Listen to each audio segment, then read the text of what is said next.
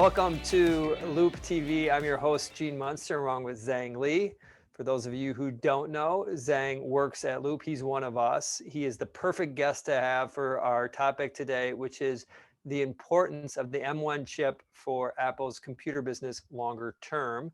And the reason why Zhang is so important is he worked at Intel for a long time. And before we get into your time and what you did at Intel, Zhang, I would love for you just to get us all on the same page and tell us like a brief history about Intel, a company that the name that we all know, but where's this company come from? Sure. Thanks, Gene. Glad to be here. So Intel is one of the original Silicon Valley, silicon companies. They were founded by Gordon Moore, who invented the Moore's Law. And basically, they're a chip design company. They fabricate computer chips, and their design architecture is under the x86 design architecture, which they founded many years ago. And by the way, they also founded a great brand, took a very geeky part of a computer and made it a household name. Absolutely.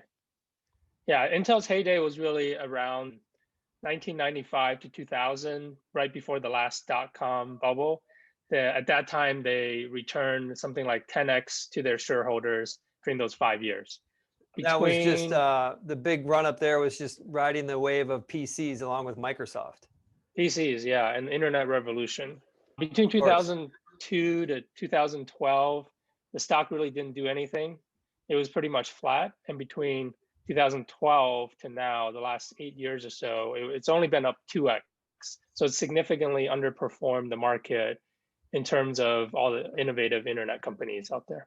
Makes a ton of sense. It's a helpful roadmap, even though it hasn't performed, it's still a household name and still a name that has worked closely with Apple over the years. In fact, you worked closely with Apple related to the original MacBook Air, which had an Intel x86 chip in it.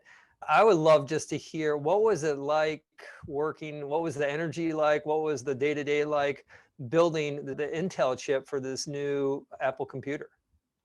Sure, yeah, it was fun times. At that time, Intel knew that Apple was the leader in terms of consumer design. Whatever they designed, people wanted it. So when Apple came to Intel By the way, does that mean that you're working on a project with Apple that puts you in kind of like the cool group? Yeah. Everybody wanted to be in that group. It was almost like, let's put our best team out there to make sure that we hit this important customer's requirement. Nice. So they come in and they tell you they're going to launch MacBook Air, or how does that go? No, so everybody knows Intel is very secretive about everything they design. So they came in and said, we want something proprietary meeting our specs. We want to push the envelope in terms of technology, but we're not going to tell you at all what it's going to go into. So Apple doesn't tell you, they just give you the specs and say, go out there. It could have been for a PDA for all you knew. Yeah, in fact, the design team had to look in a special compartment of the website. You had to log in, and then you can see the specs. Most people didn't have access either. And so, what specs they just jumped out at you of those specs? Which one did any of them really stand out? Well, the main thing was that they were pushing the form factor, we call it. So the height of the chip while maintaining a lot of the same performance. So that was very, very challenging to design for, because you really have to shrink everything down without losing any performance. Any guess from the time the conversation started to the availability of MacBook Air? Was that 6 months, 2 years? Any thoughts on timing? It was about a year. So it took about a year to design, fabricate, get the chip back in house, give it to them to test, and get some feedback on it. So and when did Apple tell you? Yeah, when did they say, by the way, you're working on MacBook Air? When did they give you the aha moment? So at least to the everyday workers at Intel, they never did. So there might be some communications at the leadership level, but we were speculating that it was going to be some kind of new PDA or something, but we never thought it was going to be another computer design. So it was very exciting to see, Steve Jobs on stage kind of pulling out the envelope, and then that's when you found out. That's when I found out, when I was incredible for over a year. Yeah. Just nuts. I mean, testimony to how well Apple does keeping things secret. I know it's harder to do that these days, but really impressive. And So that is the history you worked on, really a cool project here. And when we think about chips and Intel versus what Apple is building in that transition, there's all this talk about chip architecture. Why should an average person, or why is chip architecture important? What is it? Why is it important? Right. So the way I see it, chip architecture is all about an instruction set. So most software has to talk to the hardware, right? It's where you move bits to atoms.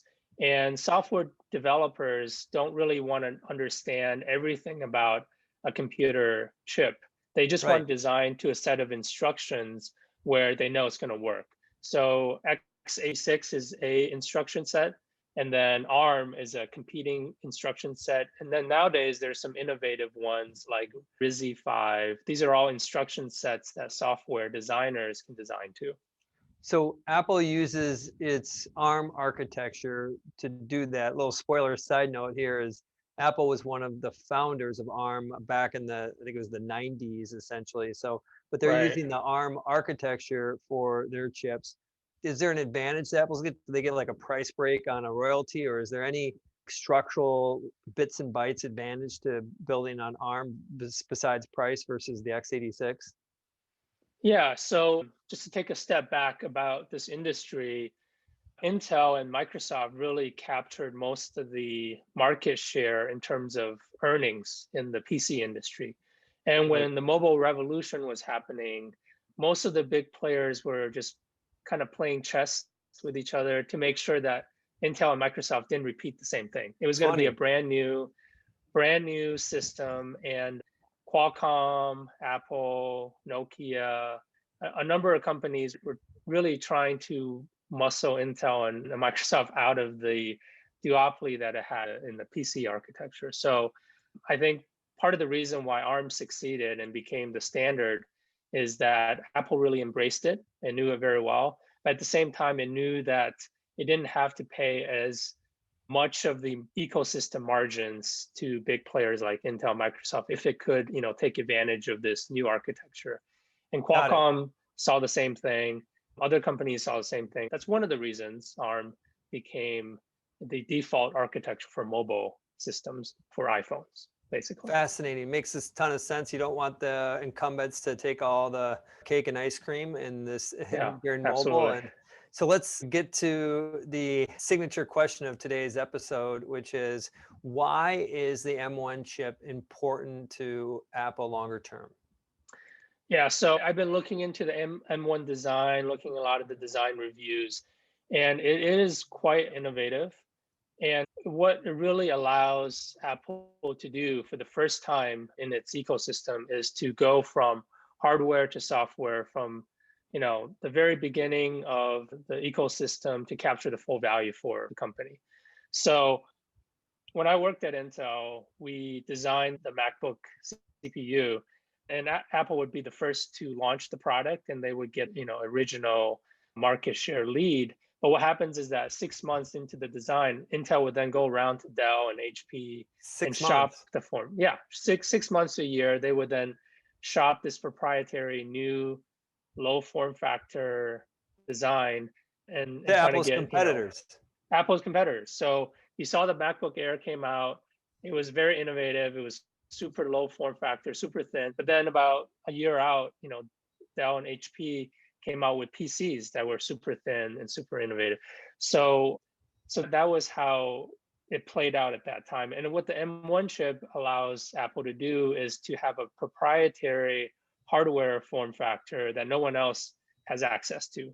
So if it comes out with a Mac that has twice as long battery power, and that matters to the everyday business traveler, Dell and HP, they can't have it in a year or two.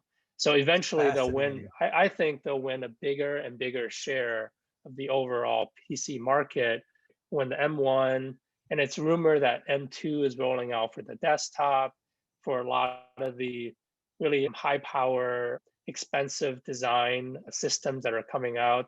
They're going to be all proprietary Apple. So You just took a complicated topic and put it in a plain English for us, saying that my takeaway is they've been kind of hovering around that 8 to 10 market share in the computer Right. market for a long time. And there's reason, I mean, talk about an open-ended opportunity for Apple that investors don't give them credit for, is the ability to expand beyond that. It gives Yeah. us confidence in our Mac numbers. So thank you for illuminating this, getting us moving in the right direction. And on behalf of Zhang and your years at Intel and Gene Munster, this was Loop TV, and bye for now.